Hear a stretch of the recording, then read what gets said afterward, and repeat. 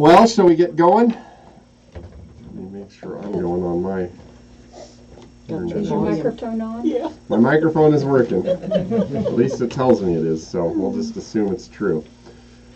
All right, well, we are continuing with our saga of Joel. Get my window. Job. Joel's sitting over there. I got it on my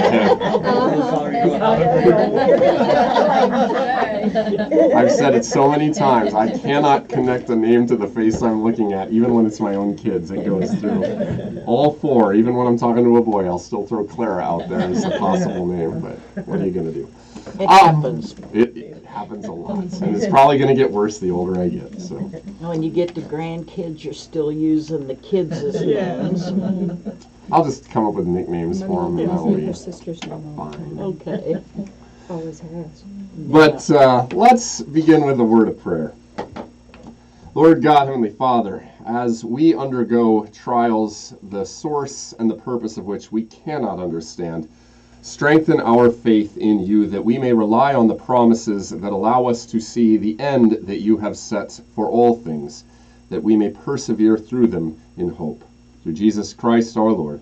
Amen. Amen. All right, so I believe we finished off with chapter 6 around verse 26. We had just heard good old Eliphaz give his response to Job lamenting. Remember, Job just opened up with a big lament. He acknowledges, I'm in a really bad way. I'm just kind of giving vent to my feelings here about how my life is really miserable, unbearably bad, and frankly, I just wish God would kill me. And that's my great hope, that God will just let this suffering end and kill me. Again, hope was very much in God, even if it's hoping for something that we normally would look at and say, how could you possibly hope for something like that? Eliphaz's response kind of went into, here's what I know, Job. You've encouraged others. Why don't you listen to your own encouragement and get with the program here? And remember, God punishes the wicked and upholds the good. So entrust your case to him, and you know what? If you submit to his discipline for your punishments, if you submit to his rebuke of your sins, he will lift you up again. Again, the assumption being Job has done evil. What he needs to do is good. Job starts with his reply, basically, to sum up last time. You're misunderstanding me here, Eliphaz. I do hope in God. Can't see where I've done or said something wrong. I hope that God will just kill me and end this life, because my life is obviously coming to an end. There is nothing good left for me to hope for, so let it just end already. And then we come to this end where the very final thing he says is how, verse 25 or 23, he says he's rebuking Eliphaz for writing him down about what he said, saying, I'm not a threat to you. I haven't asked you for anything, so why are you picking on me, basically? But let's pick up on 24 and following. And again, we're not going to read every verse here. We're just going to hit some highlights that kind of get to the heart of each person's response. Again, partly because it would just take a lot of time if we worked verse by verse. And frankly, there's a lot of repetitiveness in this, precisely because it's poetry. It's supposed to be repetitive and to make you think more deeply about these things. Let's start with... Actually, we'll start with 28, where Job kind of reasserts what he's trying to, how he's going to frame this, what becomes a debate with his friends. His friends come to comfort, and they end up debating each other. So 28 through 30, somebody want to read that for us? But now be pleased to look at me, for I will not lie to your face. Please turn, let no injustice be done. Turn now, my vindication is at stake. Is there any injustice on my tongue? Cannot my palate discern the cause of calamity? All right, so notice what he decides to say to Eliphaz. Okay, Eliphaz, you are assuming that you have just turned on me and accused me of saying and doing something wrong. I'm not going to hide anything from you. I will tell you exactly where things lie as far as I can see them. If you think I've done something wrong, show me. Convince me where I'm wrong, and I will do as you say. I will repent in the dust and the ashes, and fair enough.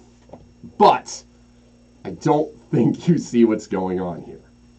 And then we move into Job continuing about where his lot is. And now, if you manage to do the reading ahead of time, I believe we were supposed to go up to chapter 10, all the way through there. Sticking just with chapter 7, which gives us Job's continuation, was there anything there that really struck you? And I'm going to ask this before we hit every major segment, just to see what jumps out at you as either interesting, appalling, whatever. I just thought verse 6 where he says he's like in a weaver's shuttle, it reminded me of a rug loom, like he's just back and forth. Oh, sure. Hitting me over and over with either sickness, the boils, and the pain of it. I mean, it's just like a lot of suffering. Yeah. He is definitely, especially in that first half there, really doubling down about how hard his lot in life has become. He even goes so far as to compare human life as a slave who just longs for the end because he's waiting for some kind of wages and recompense, but it's just never going to come for his work. And so what's the point with all of the pain that he's reaping from all of his effort? Anything else?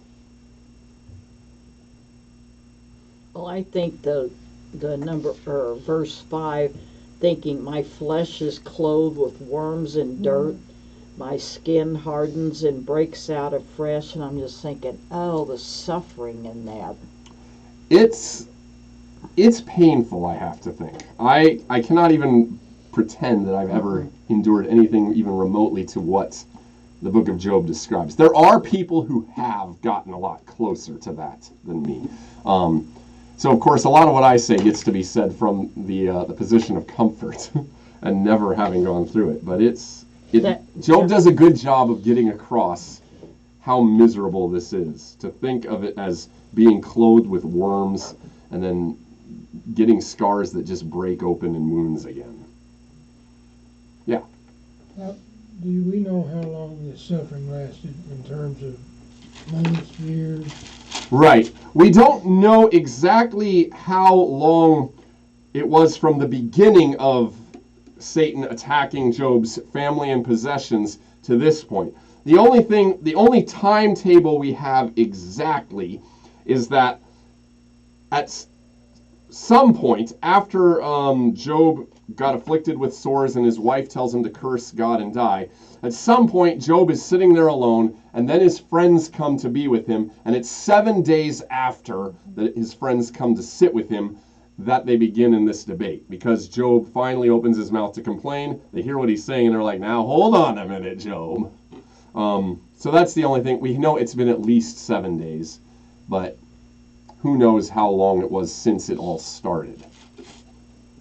Possibly a relatively short time, possibly a really long time.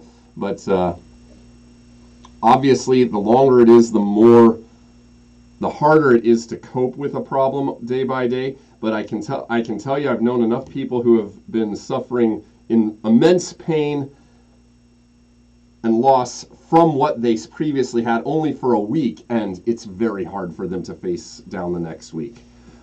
Because remember, it's not just about the objective amount of suffering he has, like just the objective amount of pain that anyone is going through. He went from having an extraordinarily good life to having an extraordinarily bad one. And as much as it's worth considering the objective, boy, he's got it bad compared to everyone, I think we all know that, well, just take this weather, for example. After you've had a few days of sunshine and warmth, when you get a cold day, it feels miserable, even though if this were the day we had a month ago, we'd be like, this is beautiful. The subjective end of how it's experienced because of how far you've fallen from your former estate is also worth bearing in mind. But no, we don't know exactly how long it's been. Anything else that you want to say here? Could you explain 9 to us? 9. Mm-hmm.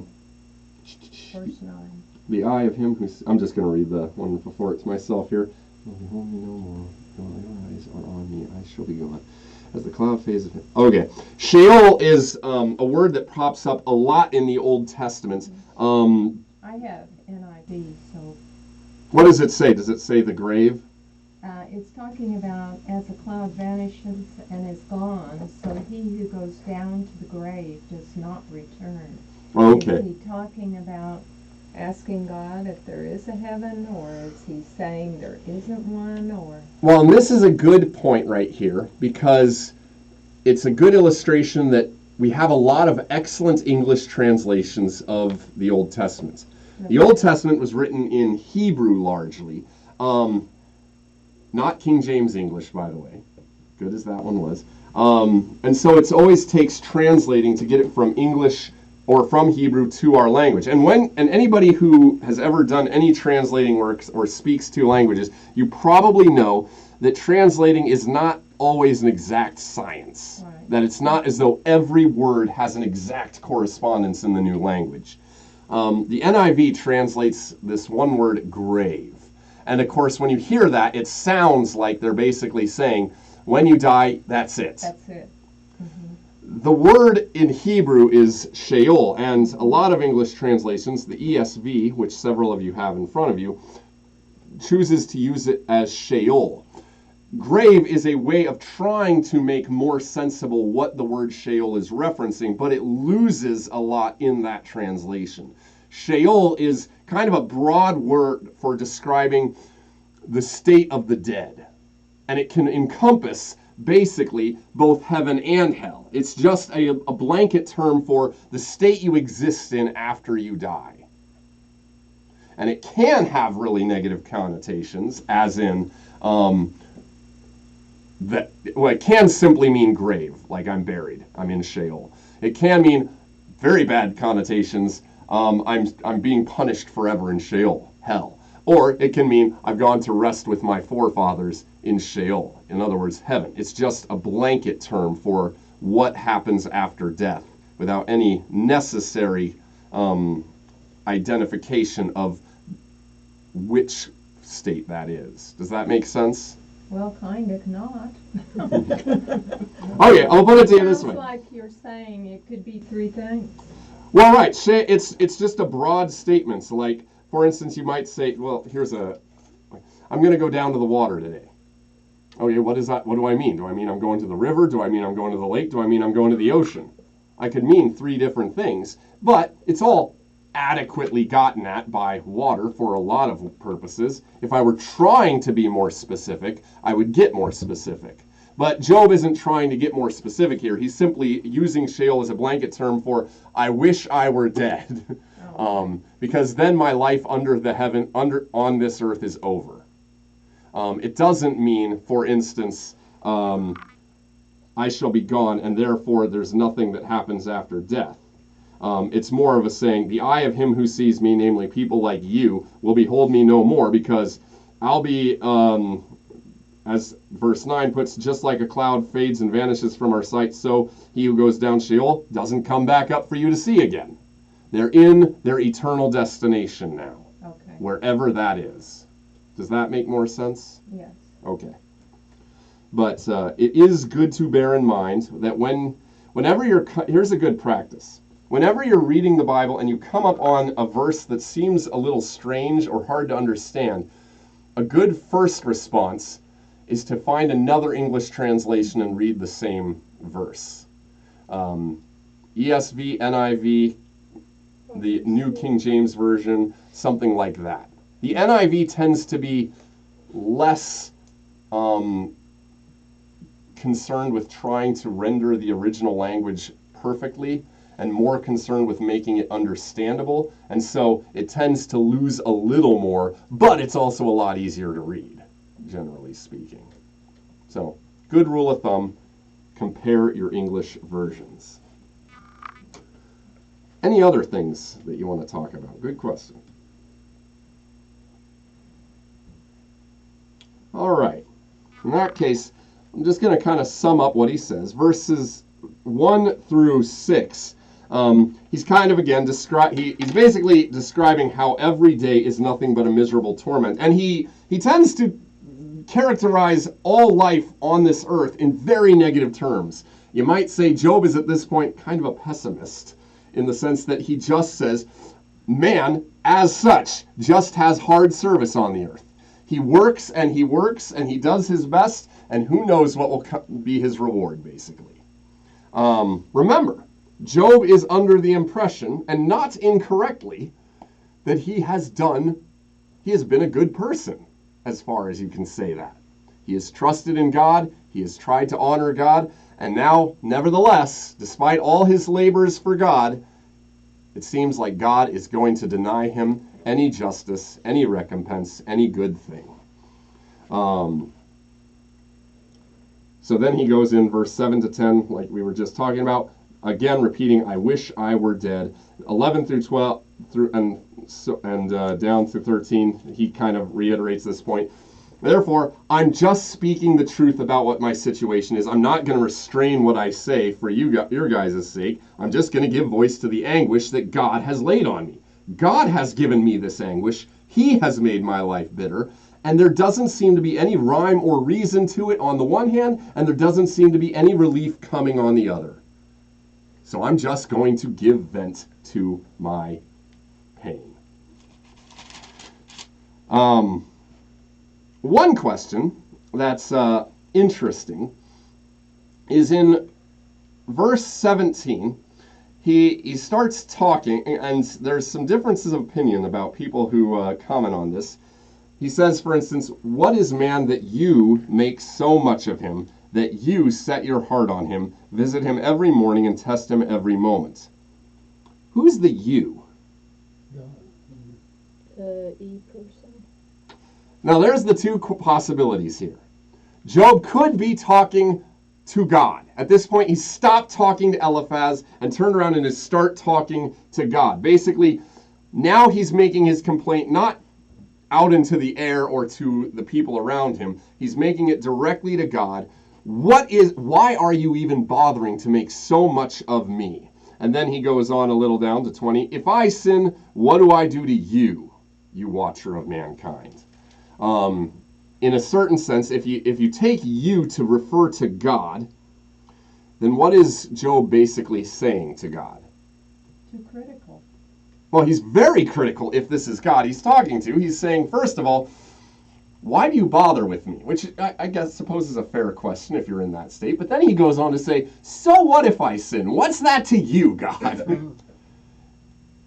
That is a possibility, but given what Job has said previously and what he's going to say again, it would be a very brash, to put it mildly, sort of thing to God.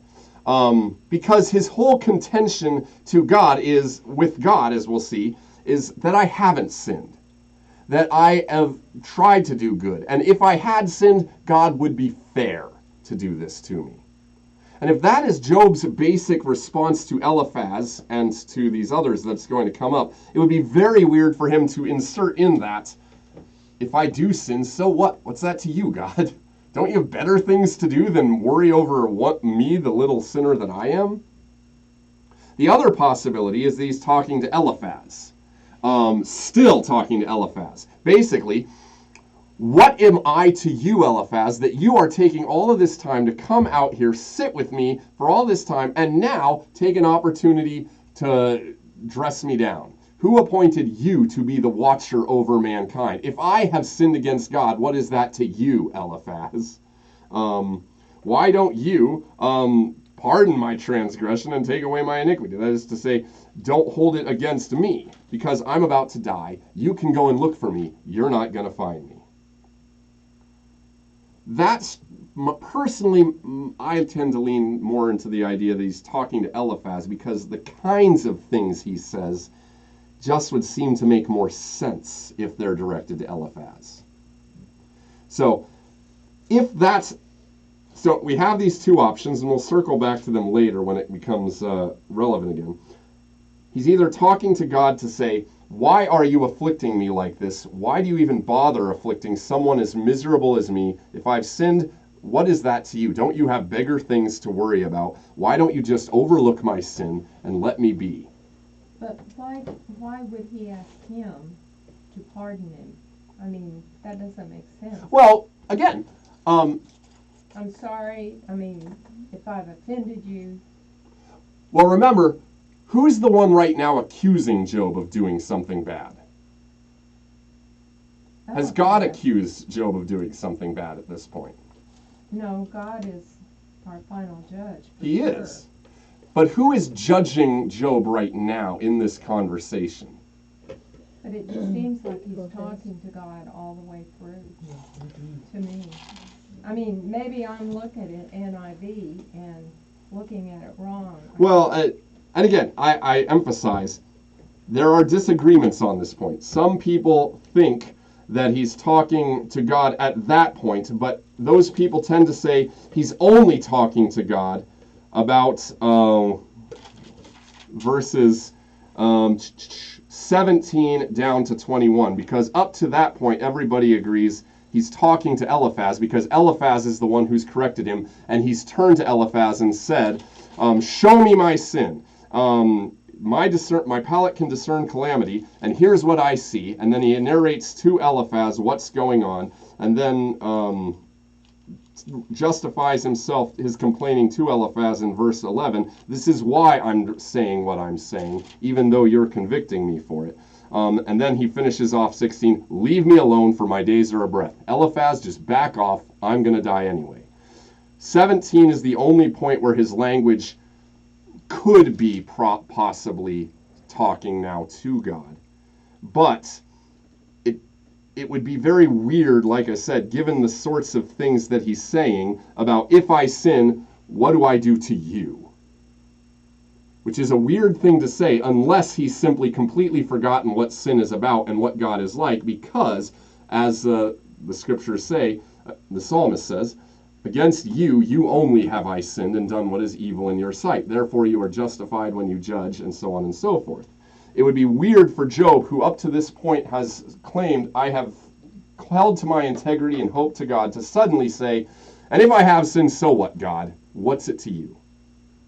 Now, to answer your question where you say, why would he say, "Pardon my offense and my iniquity," Eliphaz is right now the one accusing him of being a sinner.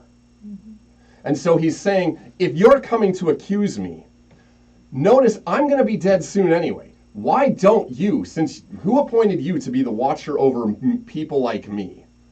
Why not just let my sin go? Pardon my offense in your eyes, let go of my iniquity, get on with your life, and let me die in peace. Does that make sense? I sense that you're not persuaded.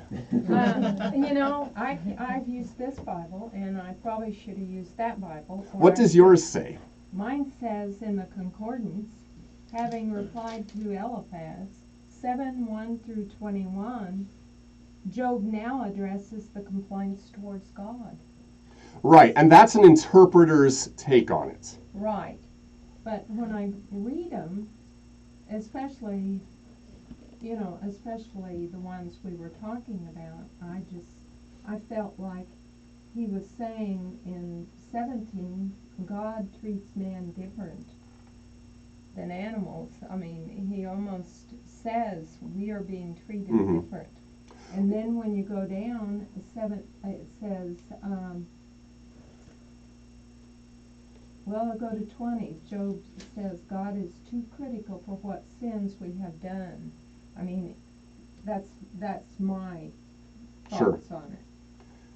So, and when he confesses in 21, it seems like he is a sinner but wants to know why God does not forgive him. See, no, and I see what you could, and again, I'm not going to say you're necessarily wrong or I'm necessarily right. I'm just pointing out why I am holding to what I'm holding. Like I said, we can hold to either one for now and let the rest of the book of Job kind of bear this out. And the reason I'm hesitant to adopt that one is one reason I know what you're saying, even the psalm, there's a psalm that says, "What is man that you are mindful of him, the Son of Man that you care for him," which is directly and obviously referencing God and the way God has arranged so many things for the sake of mankind. But it's also the case that one could be addressing that very much to another man, saying, "What is man that you, Eliphaz, are making it so much your business to set your heart on him, and whether he is a good person or a bad person, and becoming the judge over men?" And here's one of the big things. Again, verse 20 is where I have my big problem with thinking that it's speaking to God. "If I sin, what do I do to you, you watcher of mankind?" As though, what have I done to you if I sin, that you should watch me in this way and set me as your mark? That would be a very strange thing to say to God, and like you said, would be too critical to God. And maybe Job could, and it's not to say Job couldn't be in that position. The odd thing is that at the end of all of this, God will say, "Job has spoken rightly of me, and all of you have spoken wrongly." So that's yours from ESV, right? At the end of the book of Job, we'll get to that, but yeah, it's in the NIV and ESV, it says more or less the same thing. "My servant Job has spoken well, and you have sinned, and therefore I'm going to have Job make sacrifices on your behalf, so that I don't hold your sin against you." But the way it says in the ESV is this: "If I sin, what do I do to you, you watcher of mankind? Why have you made me your mark? Why have I become a burden to you?"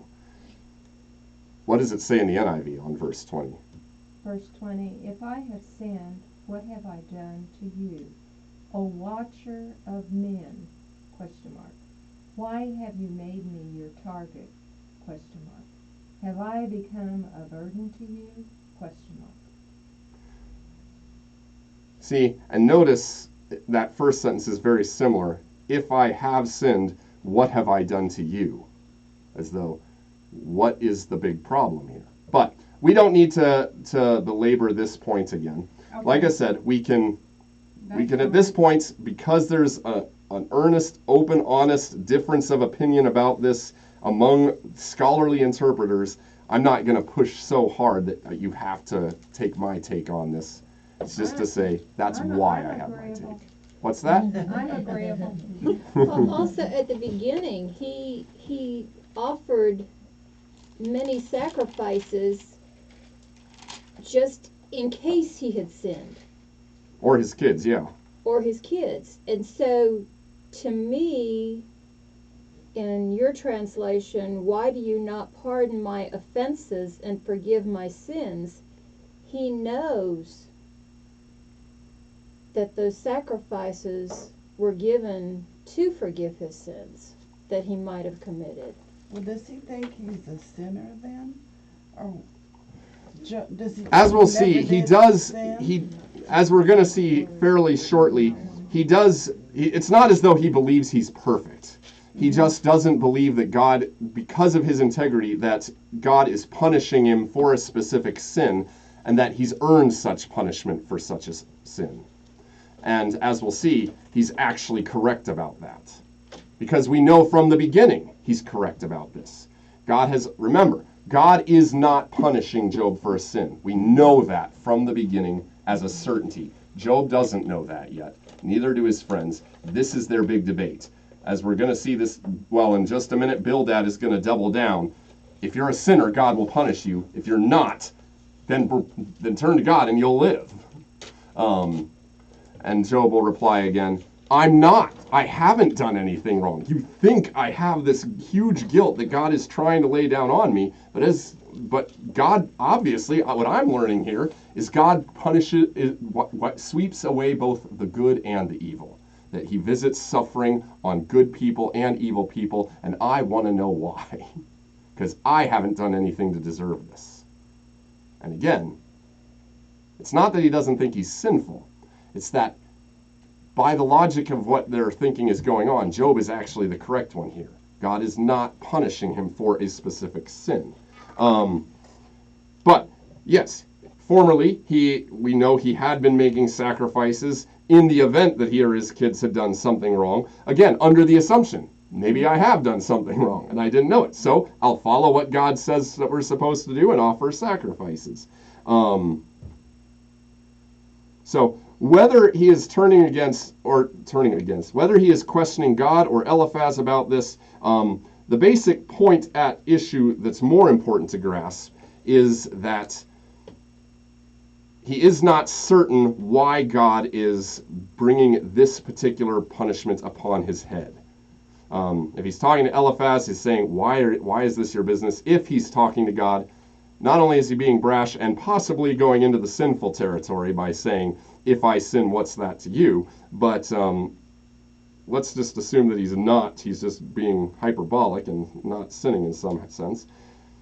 At the very least, he's asking the sort of question he's going to get into a lot more, which is, why are you doing this to me, God? Because I see no cause. The thing that Eliphaz says just doesn't seem to compute.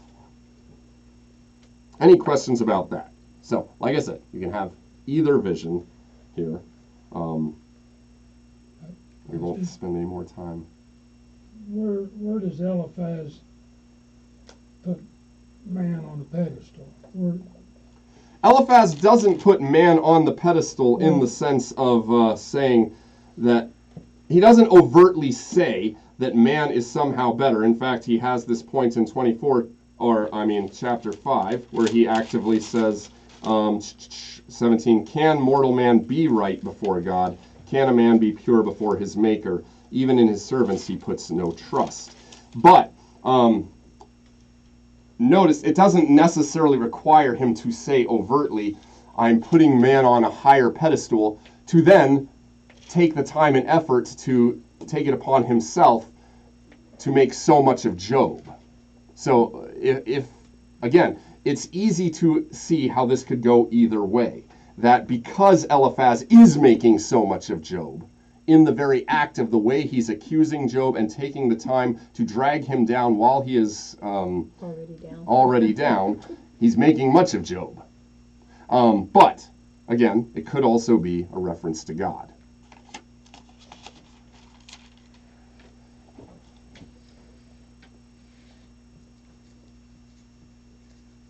Any other questions that you have about this?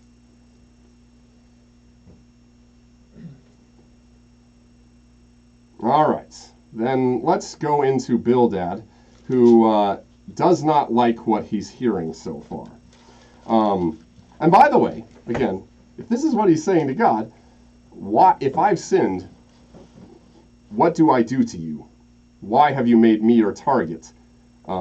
Which kind of the answer is implied in the question. If I've sinned, that would make me your target. But instead he says, why have you made me your target?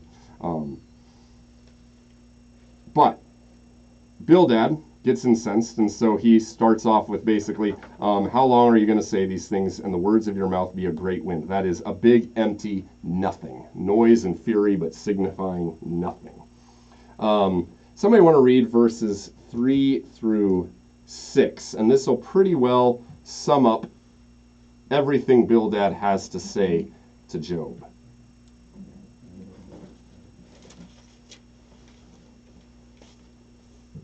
Chapter 8, verses 3 through 6.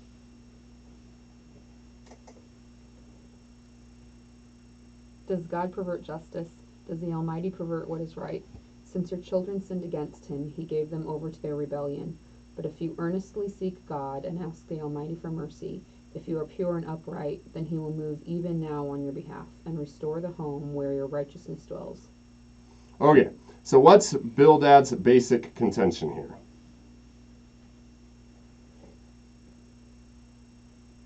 If you're right, God will restore everything to you. Right. On the one hand, if you are right, God will restore everything to you. And in 7 he even goes, your latter days will be very great if you are righteous and do well and pure and upright. But what is the other part that he says in 3 through 4? Done with children. Well, right. If your children sinned against him, he has delivered them into the hand of their transgression. In other words, God probably punished your kids. They had done wrong. Now they're eating their just rewards. Because God doesn't pervert justice, the Almighty operates with strict justice. Evildoers get punished, good people get rewarded. What is the obvious implication here? Yes, he outright says, he suggests outrightly, your children sinned against God, and that's why they're dead now. But what is the implication about Job? Why are you suffering, Job? Because of your kids. Well, possibly because of your kids. Yeah, there's some kind of sin hanging over you. God is being just. And you know what? If you are a good person, then this will turn out for your good. How do you take that kind of advice? Bad theology. Why is it bad theology? Because just because we sin, God doesn't strike us dead. I mean, he forgives us when we ask him for forgiveness, or in their case, when they gave their offering, they were, quote unquote, cleansed from that sin. And so he's not going to just strike them down just because of that. Well, and in Bildad's mind, maybe you offered sacrifices, but maybe they weren't sufficient. And you know what? Israel offered a lot of sacrifices, and God still struck them out to the Babylonians, right? So maybe their sin was just too great. But yeah, it is bad theology. In that sense, on the one hand, that it's weird to think that God will just one-to-one correspondence. Mm-hmm. You've done this, here's the punishment that you're going to get. It's also weird to say, here's the good thing you've done, here's the reward you're going to get. Pastor, if Job was so great, how come he kept this kind of company? How come he kept this kind of company? Well, sometimes I will say you don't know your friends until you're in the... Well, that's what I mean. If Job thinks he's so great, how come he kept that kind of company? These friends, you mean? Yeah. Well, like I was about to say, how many of you have ever been surprised by what your friends did, even though you've known them for a long time? 4 of them? I can tell you, I've been surprised what my family turned out to be sometimes. But yeah, who knows why Job had these friends that they did? When you're... And in a certain sense, you could see, as they had no occasion to probably speak about these things. Again, now we're just in the realm of pure speculation. Who knows? But you could easily see that they probably seemed like really solid, decent friends up until the point where things went south for Job. And probably everything they said sounded relatively decent. And also, if Job was such a pure man, and he was suspicious of his kids sinning, notice he didn't just disown his kids. What did he do? He made sacrifices for them. He tried to reconcile them with God. It's possible he also took the same attitude towards friends. My friends might not be the best people, but we'll try to drive them to reconciliation with God. After all, doesn't Eliphaz say a little while ago, think of all the weak knees, the quavering hearts that you yourself have encouraged. Maybe he's seen these friends as in his light of, yes, they've got their problems, I want to help them. Or maybe this is a totally different side of them. Right, exactly. You think people bring out different sides of themselves in different circumstances. But short answer is, I have no idea, honestly, why. Because we just don't have that kind of information. But it is worth saying, even good, solid Christians can sometimes mistakenly associate with people that they did not realize were not necessarily the best people to associate until it becomes clear they're not particularly great people to associate with.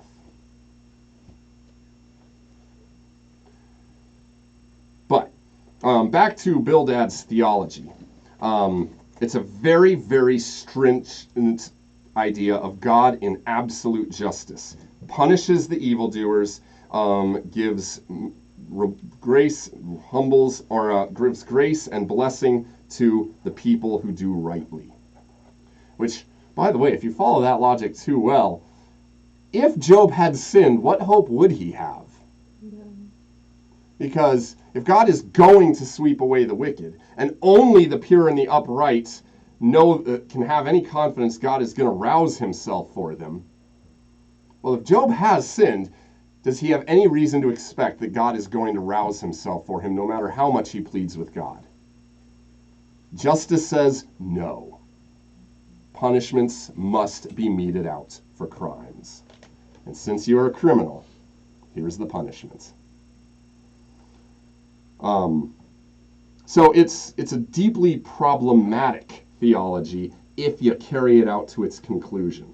How many of you have ever known a person like Bildad, who kind of assumes this is how God operates?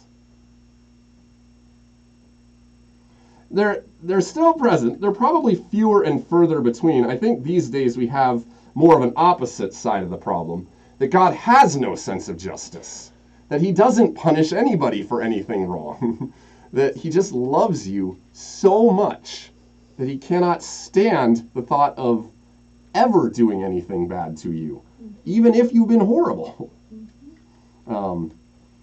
That's not the problem we're going to have in the book of Job coming up too often, because it's a different time, different set of circumstances we're wrestling with.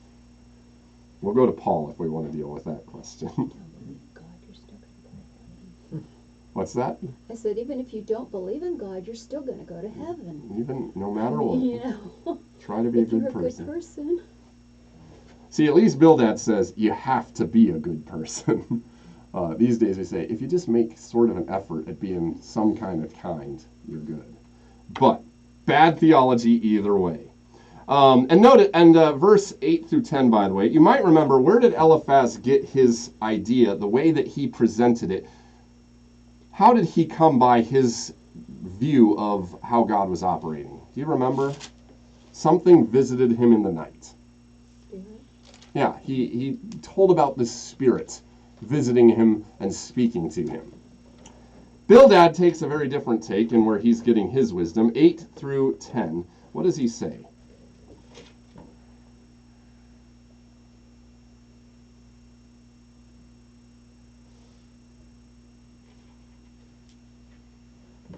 Consider what the forefathers had searched out. Right. Bildad is going with History. yeah, the authority of tradition, the wisdom of our ancestors. Eliphaz cites this Spirit appearing. Bildad cites the wisdom of the ages that has been passed down to us, and we should regard because it has been tested with time. It is sure, and it is much more certain than any of our words that we might say. And again, in verses 13 and 19, he basically reiterates what he said in 3 through 6, only a little longer, that anyone who forgets God and doesn't hope in him is going to perish. But 20 through 22, the blameless man will not be rejected, and he will not take the hand of evildoers. So again, just reiterating, do good, God will do good to you. Do evil, God will do evil to you, or do bad to you. All right, so there's Bildad in a nutshell, and he's not going to change much on what he says anytime he speaks throughout the book of Job. But then Job replies, and going back to how you what you remember from Job's reply, chapter 9 especially, but 10 if you want to. Anything in there that kind of strikes you about what Job had to say?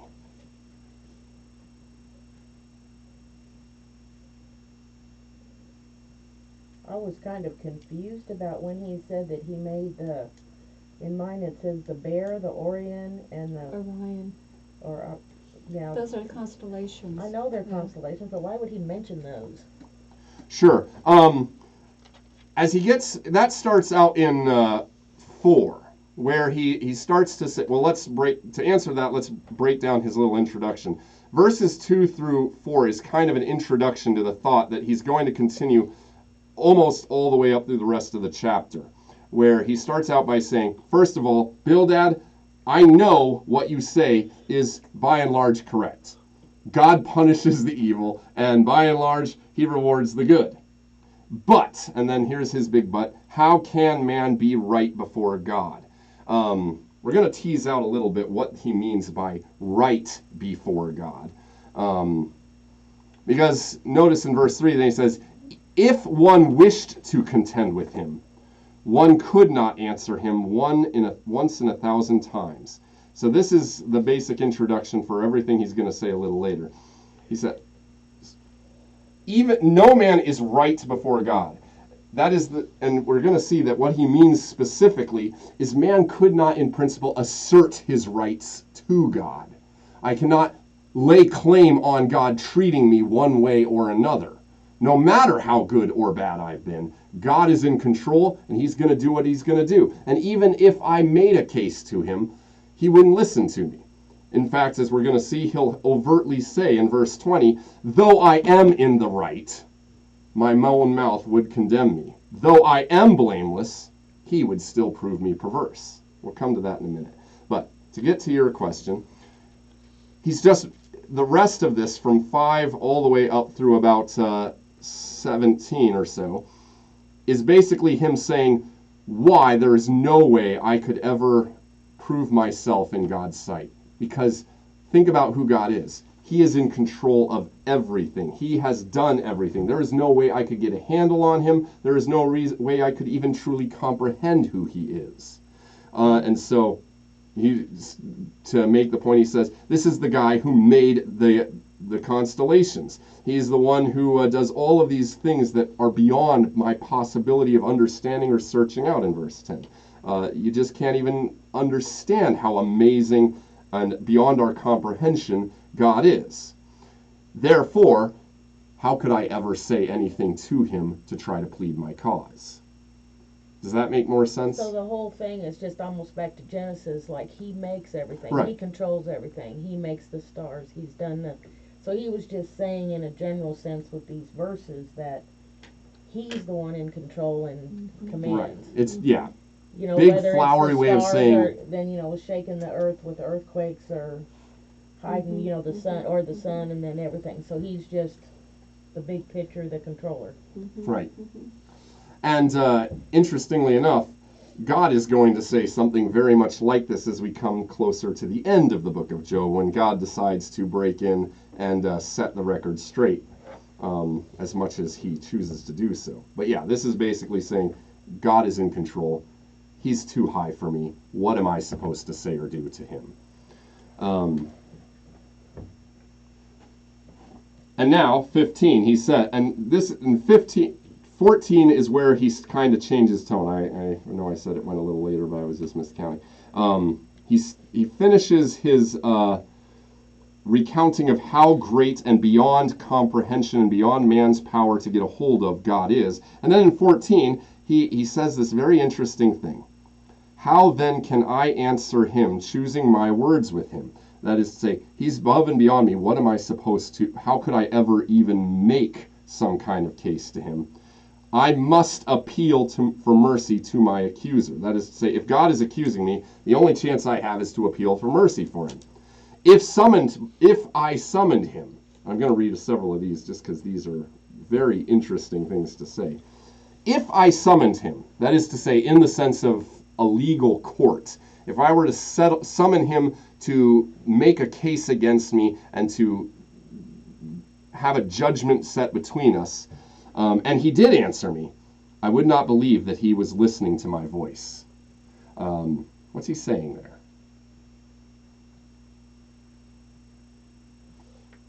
Is he literally saying, I don't think God actually listens to our prayers or answers them? He just thinks he's not good enough for God to answer him. Well, on the one hand, yeah, he's saying, why should I ever be convinced that God is going to somehow be swayed by my pleas? I am too insignificant. God is too great. And besides, as 17 says, he has set himself against me, for he crushes me with a tempest and multiplies my wounds, and here's a kicker, without cause.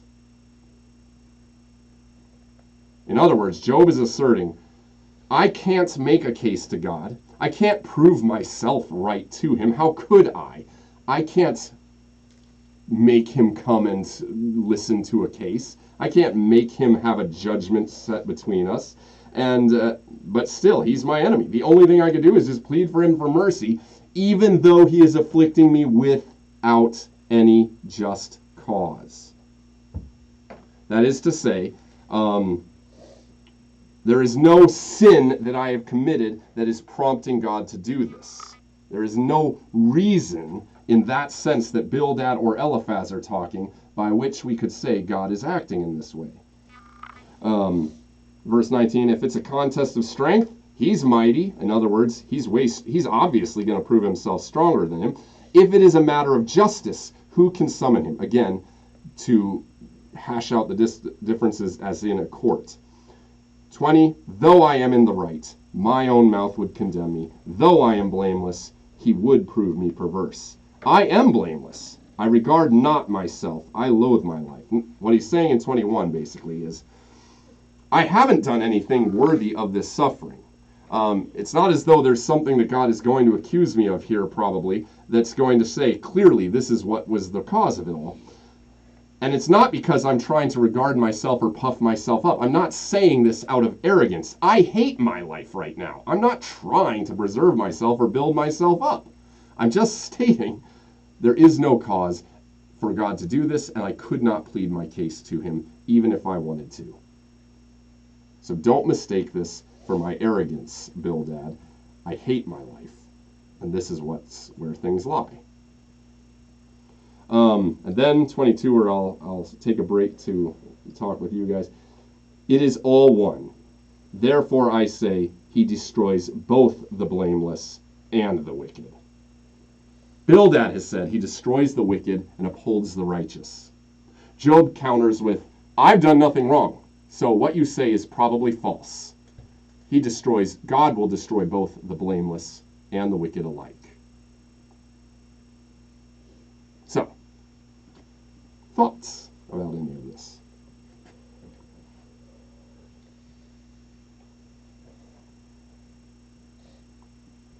At that point, I kind of think Job's kind of right. Mm-hmm. And why do you think he's right? Well, I mean, actually, this is kind of between God and Satan, and Job really didn't deserve quite this much punishment. Certainly not in the sense that Eliphaz and Bildad are suggesting. Right. And so I feel like Job's right when he says this. And this is kind of his whole point to Bildad and Eliphaz thus far. Right. What have I said that is wrong? Show me where I'm wrong. Well, that's what happens too during a natural disaster. I mean, it doesn't matter if you're a Christian or a non-believer or a Hindu or a Buddhist or whatever. Everyone in the vicinity is killed. Right. And you know what?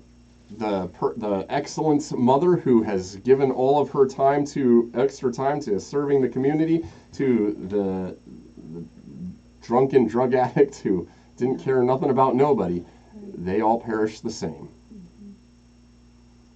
And as well, we'll just jump ahead a little bit. Pastor, Yeah. who are we to say what punishment God could give us for anything? Well, right. I mean, We are not in a position to judge God. You know, he wasn't bad enough to deserve this. What is he to tell God what's I don't think he's saying that, though. He's just saying the wicked and they both get the same amount of treatment. The wicked and the blameless. Well, I read that. Mm-hmm. And again, notice he does say at the beginning here, how can a man be in the right before God? It's not as though he's asserting, I am perfect. It's that he's contending with the theology of Bildad and Eliphaz at this point, which are asserting, you have clearly done wickedly, more wickedly, in fact, than everyone else around you, because God is not harming the good people in the world. He's only harming the wicked people in the world. And clearly, your kids were one of them. with the implication you yourself are one of them. And they'll go to directly assert that a little later. Job, you're one of those wicked people, with the very strong implication you should be righteous like us because God isn't doing these kinds of things to us. If you're good, you're rewarded. If you're bad, you're punished. Job is saying that does not compute with the actual situation here. And remember, it's very important to say, while it's in principle true, we are not in a position to judge what God's judgments of us. And we do need to bear that in mind. But we know, and in fact God will overtly say, Job did nothing deserving these things. God himself will attest to this. Though you moved my hand against him without cause, you may recall from chapter 1, as he spoke to Satan. God himself is not punishing Job. Job is more correct about what's going on than his friends. In principle, no, we are not in a position to judge whether God should punish us or not. But Job is simply responding to the assertions as they're being presented to him. You have sinned, you are wicked, he is punishing you. If you do right, then you wouldn't go through this, and he will bless you again. And everyone who is doing well, by implication, is probably because they're being good people. A little later, Job is even going to up this ante, and he's going to say, even the wicked prosper, and the good are the ones who suffer. So he's just coping with trying to make sense of the reality as he has been giving it, knowing that he has not done something overtly perverse any more than any other person who is flourishing. Does that make sense? Now, again, we do want to recognize Job is not a 100% reliable source of information here. Job, like the others, are in the dark, and he is going to start saying some things that push the boundaries of what you could say is decent. And no doubt, when he starts calling into question whether God has any right to punish him, he's definitely pushing the limits of question, but God himself vindicates Job at the end of all of this, which is another thing we want to bear in mind. We also know the ending of this story already. It's a test. It is a test. And Job says some things that are cause us to ask these kinds of questions like you're asking Larry. I think it's also worthwhile to make a distinction right now that the book of Job doesn't make, but that it's pretty plain throughout Scripture. The way Scripture uses the word righteous is often used in two different ways. There's the sense of righteous by comparison to other people. That, relatively speaking, we do keep the law of God more so than other people. We strive to keep it more so than other people. And so in the eyes of the world, you might say, we're relatively speaking good and righteous people. And in that sense, Job is more righteous than almost everyone else. God himself says so. But there's also that other way that it's used as righteous. That is to say, we have fulfilled God's law entirely, that we are truly without sin, that we are pure and right in God's sight perfectly. Job himself admits that you can't be in that position in verse 2. How can a man be right before God in this full sense? But nevertheless, I am in the right here, that I have not done these things that you seem to think I've done. That I'm not getting this because I deserve it in the way you think I deserve it. I know we're getting repetitive here too, but it's a repetitive book. Does that kind of speak to your concern, Larry? Yeah. All right. We're just going to wrap this up very quickly because we're almost at the end here. And I want to, kind of what we did last time, very quickly move through chapter 10, where Job starts to very directly start to make a plea to God. And he overtly prefaces this by saying, I'm going to make a plea. I'm going to speak to God. He starts by saying, I loathe my life. I will give free utterance to my complaints. I will speak in the bitterness of my soul, like we've already talked about. I will say to God, do not condemn me. Let me know why you contend against me. So basically, he's going, I'm going to plead for God for this. Let me know why you are so set against me. What is it that is moving you to do this? Does it seem good to you? And now he's speaking to God, because he said this is who he's speaking to. Does it seem good to you to oppress, to despise the work of your hands, and favor the designs of the wicked? Have you eyes of flesh? Do you see as a man sees? Are your days as the days of man, your years as a man's years? By the way, when he's asking these questions, he's asking it in that kind of assumed negative. We know the response. He's asking it rhetorically because he knows that God doesn't think like this. It's kind of the thing you would do when you're trying to reassert to somebody what you know is the truth by asking them about the truth of the false statement. Does that make sense? Mm-hmm. So I know you don't just needlessly oppress or despise the work of your hands. I know you don't favor the designs of the wicked. That's the kind of questions these are. You don't have eyes of flesh. You don't see the way man does. Your days aren't the same as the days of man, so on and so forth. That you seek out my iniquity and search for sin, although you know that I am not guilty, and there is none to deliver out of your hand. Your hands fashioned me, and now you have destroyed me altogether. Remember that you have made me like clay, and will you return me to the dust? Did you not pour me out like milk and curdle me like cheese? You clothed me with skin and flesh and knit me together with bones and sinews. Okay, so a long statement here about how, God, you're the one who has made me, and now you are turning against me, and I really would like to know why. And verse 14 goes back into this question, if I sin. Notice it's a very different statement about the one from chapter 7 where he says, if I sin, what do I do to you? Here he says, if I sin, you watch me and do not acquit me of my iniquity. If I am guilty, woe to me. So basically, yes, if I have sinned, you're going to not acquit me. You're right to do that, and by all means, woe to me because I have sinned.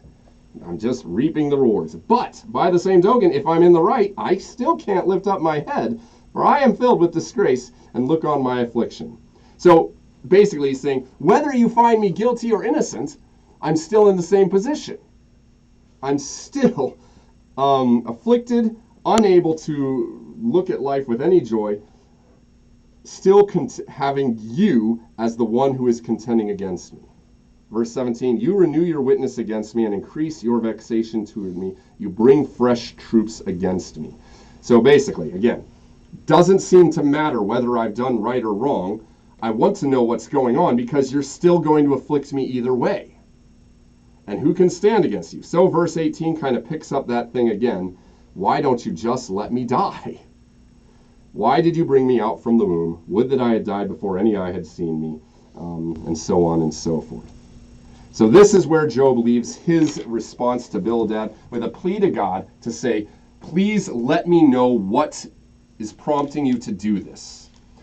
Because though I am the work of your hands, you are afflicting me. If it's because I'm guilty, fine, great. I would love to hear that, even though it's my ruin. If I'm good, but here you still, which I'm pretty sure I have been, here you still are afflicting me, and what am I supposed to do about that? Why don't you just kill me? So, why are you afflicting me? Why don't you just kill me since you're going to afflict me anyway?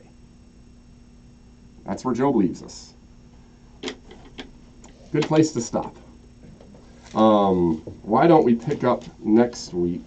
We'll read Zophar, who really has lots of fun things to say to Job about what a terrible human being he is, and go up through chapter 13.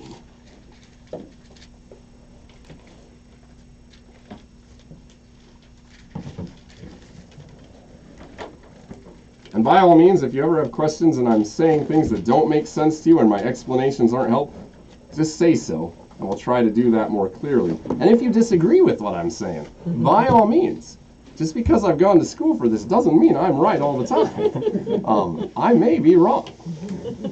And I like to know when I'm not. So is the book of Job, like, we can take that as an example for things that happen to each